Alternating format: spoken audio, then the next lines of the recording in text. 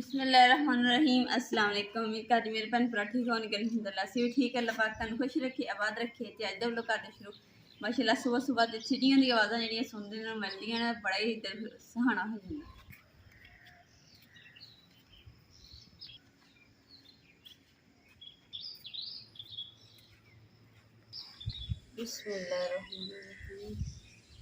मैं दिल सोचे कि ना मैं सुबह का जो नाश्ता है ना तंदूर तो रोटियां बनाइए, तो हूँ जो तंदूर जो ना बाल लेने ताकि तंदूर तप जाएगा तो फिर रोटी बनानी स्टार्ट।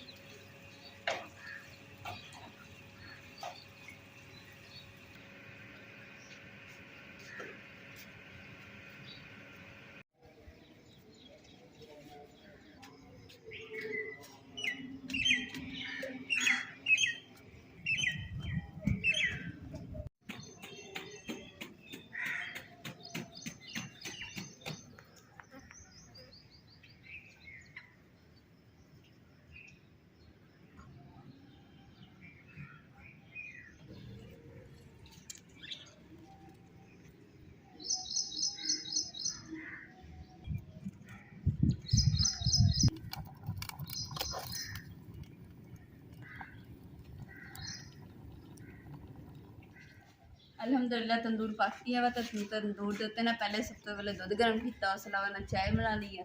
तो हुण जिहड़ा वा रोटी बना लगी।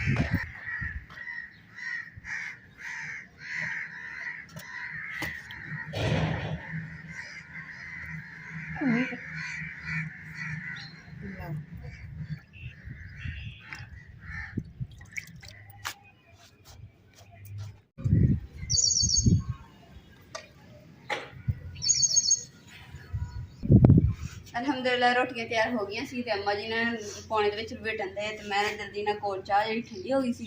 हुण फिर इन्हूं सेकी रखना उपर, ये उपर चाय रख दें ताकि चाय गर्म हो जाती है। तो फिर जितनी चाय गर्म होंगी फिर नाश्ता करना स्टार्ट कर देंगे। और देखो कि पौना जो ना बिल्कुल सड़िया पिया, क्योंकि पौना है ना इतने पिया कि कोला जहा ना निकलिया, तो उस कोला उपर पिया रहा हजे भी जलता पिया। तो जो मैं देखा पता ही नहीं चलिया किसी ने, इदा ही कोला लग के इस तरीके ढकिया हुआ। दवाई जरीली जी फ्लैट कर डे उन्होंने 15 दिन कपास नहीं बढ़न देना। वढ़ लाओ इधर नत्या वढ़ लो।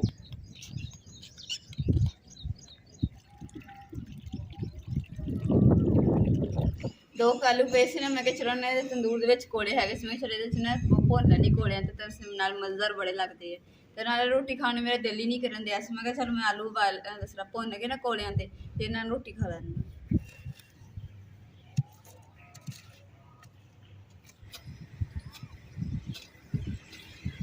ਅਸੀਂ ਜਿਹੜੀ ਨੇ ਅਸਲ ਜਿਹੜੀ ਚੀਕਣੀ ਮਿੱਟੀ ਹੈ ਨਾ ਅਸੀਂ ਉਹਦਾ ਪਤਾ ਕੀਤਾ ਵਾ, ਤੇ ਉਹ ਨਾ ਸ਼ਾਮ ਤੱਕ ਉਹ ਵੀ ਰੈਡੀ ਲੁੱਡ ਰਖੀਏ ਦੇ ਵਿੱਚ ਨਾ ਆ ਜਾਣੀ ਹੈ। ਤੇ ਫਿਰ ਉਸ ਤੋਂ ਬਾਅਦ ਜਿਹੜਾ ਅਸੀਂ ਇਹਨੂੰ ਤਿਆਰ ਸ਼ਿਆਰ ਕਰਕੇ ਘਰ ਨੂੰ ਪੂਰੇ ਨੂੰ, ਤੇ ਉਸ ਤੋਂ ਬਾਅਦ ਤੇ ਪੋਚਾ ਲਗਾਵਾਂਗੇ ਤੇ ਮਾਸ਼ਾਅੱਲਾ ਇੱਦਾਂ ਹੀ ਘਰ ਜਿਹੜਾ ਨਾ ਰੌਣਕ ਆ ਜਾਊਗੀ ਘਰ।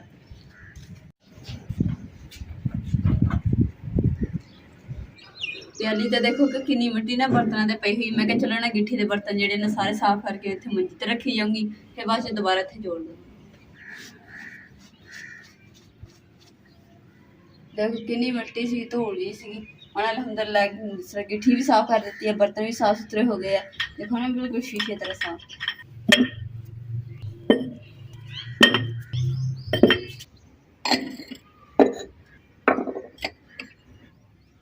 ਖੁਸ਼ੀ ਦਾ ਕਿੱਲਾ ਜਿਹੜਾ ਨਾ ਹਜੇ ਤੱਕ ਪੂਰਿਆ ਹੋਇਆ ਜ਼ਮੀਨ 'ਚ, ਤੇ ਹੁਣ ਇਹਨੂੰ ਕਰ ਦਿੰਦੇ ਅੱਗ ਬਾਲਣ ਦੇ ਕੰਮ ਆਈ।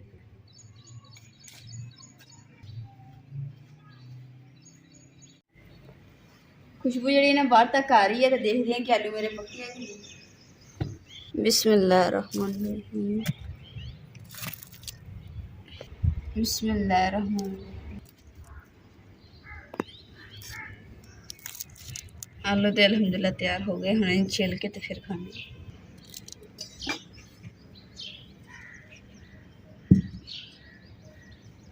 तंदूरी भी देखो जमीन ना नीचे हो गई है, नीवी हो गई। तो हुण जिहड़ा इन्हां नूं फिर असीं दोबारा रेत होर थोड़ी पा के फिर अच्छे तरीके नाल लपाई करांगे।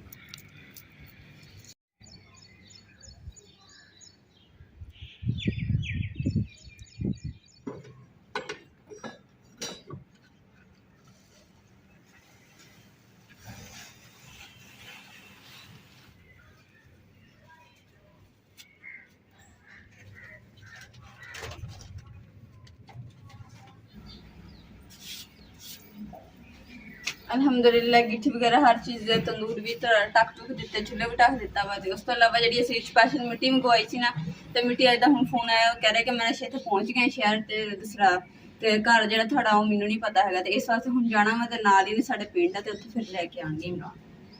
अल्हम्दुलिल्लाह रेड़ा आ गया मिट्टी दा, असीं बाहर सटावांगे। अज मिट्टी सटाई है तो अज ही ना बारिश होण लग गई। कोई नहीं, अल्लाह ताला खैर करे।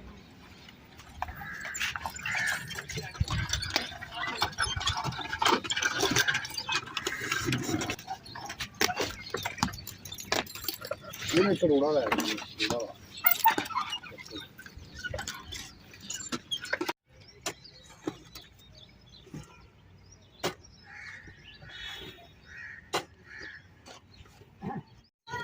अल्हम्दुलिल्लाह दाल मिट्टी जी ने आ गई है, तो हुण जिहड़ा ना असीं अपने घर के काम जिहड़ा स्टार्ट कर देने, तो देखिए फिर दोबारा तो घर एकदम खूबसूरत हो जाएगा।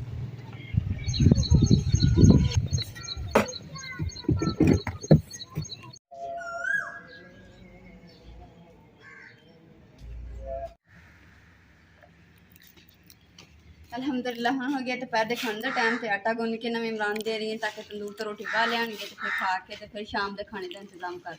दोपहर के खाने के नाल ना खीरा टमाटर तो प्याज, ये तीन चीज़ा मिक्स करके ना असीं सलाद बना के रोटी खा लांगे। उस तो बाद जिहड़ा ना हांडी उपर रख देना।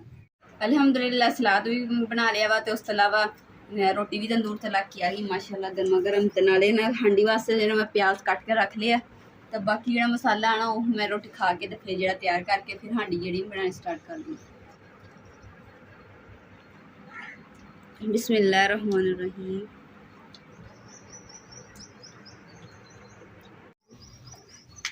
मेरी कुछ भैन कहदियां कि ना तुसीं ना जो बिजली ते चार्जिंग ते चलता वा चुल्हा, तुसीं क्यों नहीं चलाते है। तो जो दूसरा चुल्हा है ना, मैनूं उहदे ते खाना बनाना ज़्यादा अच्छा लगता वा। तो इत्थे ना कम तो जो कोई ज़्यादा चीज़ बनानी हो ना, भी जिन्हें ज़्यादा देर लगती है, वो फिर ये झट से लग बन जाती है, इसलिए मैं फिर इन्हें यूज़ कर दी।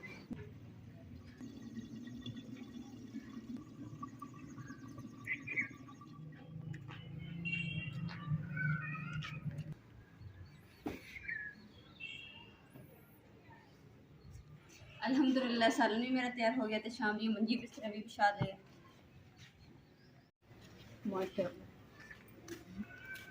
मैं माशाअल्लाह इस वास्ते गया थी क्योंकि चिड़ियां का ना एकदम लैन जी बना के जा रहे थे, बड़ी सोहने लगन दे सी, तां करके माशाअल्लाह। वरना वो तो जल्दी चले गए, नहीं तो थानू भी दिखाने सी, बड़े सोहने लगे। बर्तन तो अल्हम्दुलिल्लाह मैं धो रही है, तो जो घड़ा बस धोने वाला सी धो के तेनों भी पानी ना भर देने ताकि पानी भी ठंडा रहे।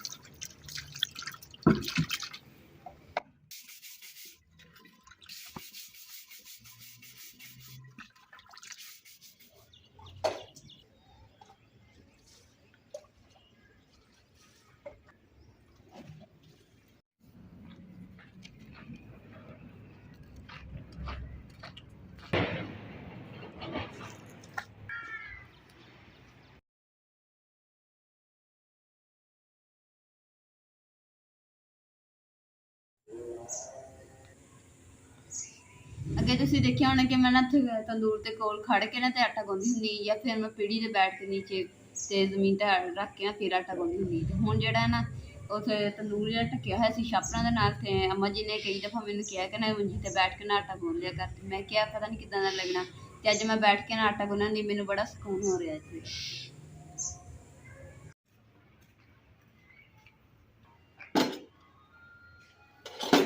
ਫਿਲਹਾਲ ਤੇ ਬਰਤਨ ਜਿਹੜੇ ਮੈਂ ਚਾਰਪਾਈ ਤੇ ਰੱਖਾਂਗੀ ਤਾਂ ਕਿ ਖੁਸ਼ਕ ਹੋ ਜਾਣਗੇ, ਫਿਰ ਗਿੱਠੀ 'ਚ ਜੋੜ ਦੂੰਗੀ।